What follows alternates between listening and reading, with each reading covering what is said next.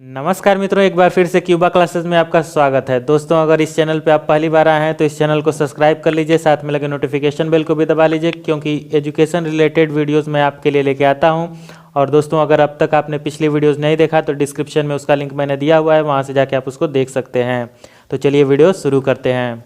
दोस्तों, हिंदी व्याकरण में मैं आज आप लोगों के लिए विराम चिन्ह टॉपिक लेके आया हूं, जिससे परीक्षा में एक प्रश्न तो जरूर पूछ लिया जाता है। तो आइए देखें विराम चिन्ह। विराम का अर्थ होता है ठहराव या रुकना। दोस्तों, श्री कामता प्रसाद गुरु के अनुसार विराम चिन्हों की कुल संख्या 20 है।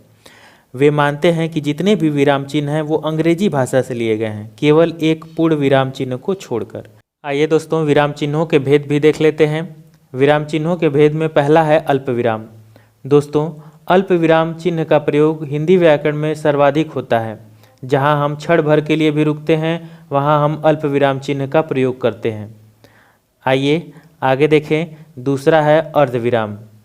दोस्तों, जहां पूर्ण विराम से कुछ कम और अल्प विराम से कुछ अधिक समय के लिए हम रुकते हैं वहां हम अर्ध विराम चिन्ह का प्रयोग करते हैं, जैसा कि आप ब्रैकेट में देख रहे हैं। तीसरा है पूर्ण विराम। दोस्तों, पूर्ण विराम का अर्थ होता है पूरी तरह से रुकना या ठहरना। इसका प्रयोग वाक्य के अंत में किया जाता है। दोस्तों, पूर्ण विराम चिन्ह का प्रयोग वाक्य के अंत में किया जाता है, जहाँ पे हम पूरी तरह से रुक जाते हैं। आइए चौथा देखें, प्रश्नवाचक चिन्ह।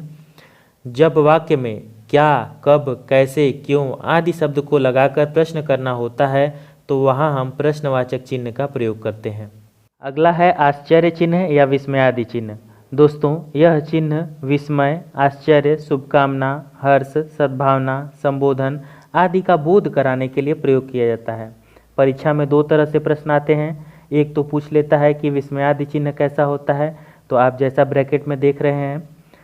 अगला प्रश्न पूछ लेता है कि आश्चर्य, शुभकामना, हर्ष, सद्भावना आदि का बोध कराने के लिए हम किस चिन्ह का प्रयोग करते हैं, तो आप बताएंगे विस्मयादि चिन्ह का। आइए आगे देखें। छठवां है निर्देश चिन्ह। दोस्तों, निर्देश चिन्ह को हम संयोजक चिन्ह, सामासिक चिन्ह, योजक चिन्ह या डैश भी बोलते हैं। हिंदी व्याकरण में अल्प विराम के बाद योजक चिन्ह का ही सर्वाधिक प्रयोग किया जाता है। दोस्तों, योजक चिन्ह को हम द्वंद्व समास में भी सर्वाधिक प्रयोग करते हैं, इसलिए इसे सामासिक चिन्ह भी कहा जाता है। अगला सातवां है कोष्ठक। दोस्तों, कोष्ठक चिन्ह का प्रयोग वाक्य के मध्य भाग में आता है। कोष्ठक में ऐसी जानकारियां रखी जाती हैं जो मुख्य वाक्य का अंग होते हुए भी उनसे पृथक की जाती हैं। जैसे शुक्ल को सभी जानते हैं। शुक्ल अर्थात आचार्य रामचंद्र शुक्ल। दोस्तों, ये आचार्य रामचंद्र शुक्ल वाक्य का अंग होते हुए भी वाक्य से पृथक है, इसलिए हम कोष्ठक का प्रयोग वहीं करते हैं जहाँ पे कुछ जानकारी देना रहता है और वो वाक्य से पृथक होता है। आइए आगे देखें। आठवां है उपविराम। दोस्तों, उपविराम को हम अपूर्ण विराम या विसर्ग भी कहते हैं। इसका प्रयोग अधिकतर शीर्षकों में किया जाता है, जैसे कामायनी एक अध्ययन, यहाँ पे विसर्ग का प्रयोग हुआ है। आइए आगे देखें। नौवां है विवरण चिन्ह। दोस्तों, किसी चीज़ का विवरण देने के लिए हम विवरण चिन्ह का प्रयोग करते हैं। आप विवरण चिन्ह याद रखिएगा कैसा होता है। आइए 10वां देखें, अवतरण चिन्ह या उद्धरण चिन्ह। दोस्तों, जो अवतरण या उद्धरण चिन्ह होता है वो एकहरा या दोहरा भी होता है। जब किसी कथन को ज्यों का त्यों लिखना हो तो वहाँ हम उद्धरण चिन्ह या अवतरण चिन्ह का प्रयोग करते हैं।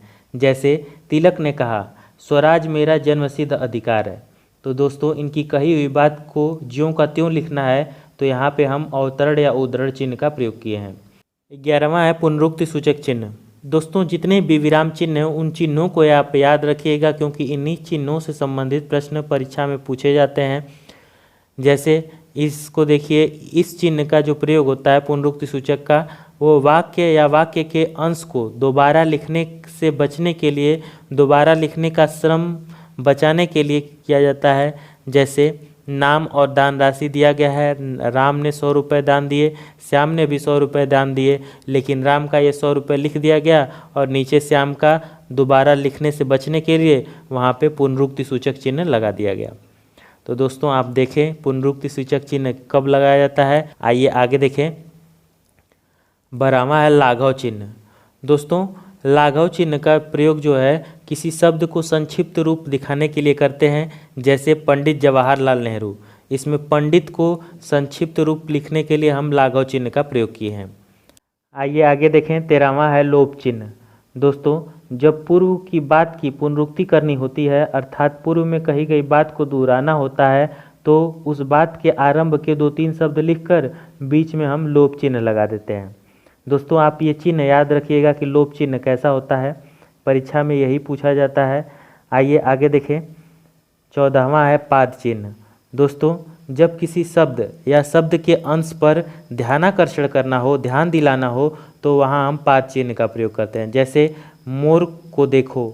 दोस्तों, यहाँ पे मोर के नीचे ये अंडरलाइन है, तो यहाँ पे इसी को हम पाद चिन्ह कहते हैं, क्योंकि हम मोर पर ध्यानाकर्षण करना चाहते हैं, ध्यान दिलाना चाहते हैं।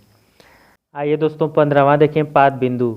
दोस्तों, जो अरबी और फारसी के जो शब्द होते हैं, उन शब्दों के खास उच्चारण होते हैं। उन्हें उच्चारण को दिखाने के लिए उन शब्दों के अक्षरों के नीचे बिंदी का चिन्ह लगाया जाता है, जिसे हम पाद बिंदु कहते हैं। कहीं कहीं किताबों में भाग की तरह भी यह चिन्ह दिया हुआ है, तो इस चिन्ह को याद रखिएगा कि पाद बिंदु का चिन्ह कैसा होता है।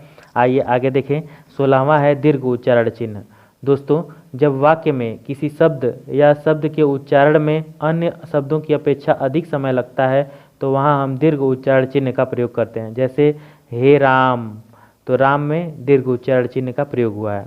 आप इस चिन्ह को याद रखिएगा। आइए आगे देखें, 17वां है हंस पद। दोस्तों, हंस पद जो चिन्ह होता है उसे हम त्रुटिपूरक चिन्ह भी कहते हैं। जब वाक्य में कहीं कुछ लिखने में छूट जाता है, तो वहाँ हम हंस पद चिन्ह का प्रयोग करते हैं। जैसे वह कल जाएगा, तो यहाँ पे आगरा छूट गया, तो यहाँ पे हम हंस पद चिन्ह का प्रयोग करके आगरा शब्द लिख दिए। तो हंस पद चिन्ह का प्रयोग वाक्य में कब किया जाता है? जब कुछ लिखने में छूट जाता है तब। आइए दोस्तों आगे देखें, 18वां है तुल्यता सूचक चिन्ह। दोस्तों, जब किसी शब्द या गणित के अंकों के मध्य तुल्यता, समानता या बराबरी दर्शाना हो, तो वहाँ पे हम तुल्यता सूचक चिन्ह का प्रयोग करते हैं। जैसे अशिक्षित बराबर अनपढ़। तो दोस्तों, यहाँ पे बराबर का जो चिन्ह है वो तुल्यता सूचक चिन्ह है। आगे देखें तो 4 और 4 बराबर 8, तो यहाँ पे भी तुल्यता सूचक चिन्ह का प्रयोग हुआ है। आइए आगे देखें, 19वां है समाप्ति सूचक चिन्ह। दोस्तों, समाप्ति सूचक जो चिन्ह होता है वो किसी बड़े लंबे लेख, कहानी, अध्याय, पुस्तक के अंत में करते हैं, जो कि यह सूचित करता है कि लेख, कहानी या अध्याय पूर्ण रूप से समाप्त हो चुका है। तो समाप्ति सूचक जो चिन्ह होता है वो किसी पुस्तक या लेख के अंत में करते हैं, जिससे पता चलता है कि वह लेख जो है पूर्ण रूप से समाप्त हो चुका है। आइए दोस्तों, अंतिम टीका सूचक चिन्ह क्या होता है उसे भी देख लेते हैं।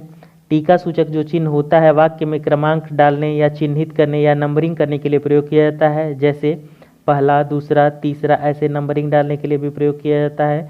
कहीं कहीं भी वाक्य में शब्दों को चिन्हित करने के लिए भी प्रयोग किया जाता है। जैसे कोई शब्द दिया है, उसके ऊपर हम स्टार बना के उसको चिन्हित कर देते हैं, तो वहाँ पे भी टीका सूचक चिन्हों का प्रयोग किया जाता है। तो दोस्तों, आप इन चिन्हों को याद रखिएगा, परीक्षा में इससे संबंधित प्रश्न एक प्रश्न तो जरूर आता है। तो यह वीडियो आपको कैसी लगी? अगर अच्छी लगी तो इस वीडियो को लाइक करें, शेयर करें, कमेंट करें। मिलते हैं अगले वीडियो में, तब तक के लिए जय हिंद।